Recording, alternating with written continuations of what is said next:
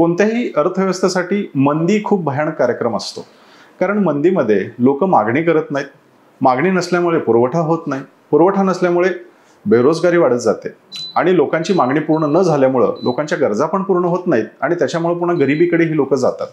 So कोणताही देश मंदीतनं बाहेर पडण्याचा प्रयत्न नक्कीच तिथे करत असतो, पण मंदी ज्यावेळेस येते त्यावेळेस ती सहजासहजी माघारी जात नाही.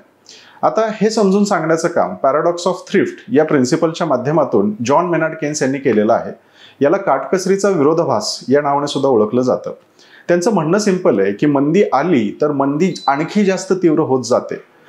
पॅराडॉक्स ऑफ थ्रिफ्टच्या माध्यमातून त्यांनी हाच संकल्पना एक्सप्लेन करण्याचा प्रयत्न तिथं केलाय. सो त्यांचं म्हणणं सिंपल आहे की ज्या वेळेस वस्तू परवडना होतात त्यावेळेस लोक वस्तूंवर खर्च करण्याच्या ऐवजी त्यांच्याकडे अवेलेबल असलेले जे पैसे आहेत हे पैसे साठवून ठेवण्याचा प्रयत्न करतात, थ्रिफ्ट करतात, साठवतात. आता अर्थव्यवस्था चालते मागणीवर, परंतु लोकांनी हे पैसे साठवून ठेवायला सुरू केले की अर्थव्यवस्थेमधली ती जी शिल्लक राहिलेली मागणी आहे ही मागणी सुद्धा पूर्णपणे संपून जाते आणि अर्थव्यवस्था आणखी जास्त मंदीच्या चक्रामध्ये अडकते. सो पैसे साठवणं पण धोकादायक आहे, पैसे नसणं पण धोकादायक आहे, असं काहीसं चित्र आपल्याला अर्थव्यवस्थेमध्ये दिसून येतं.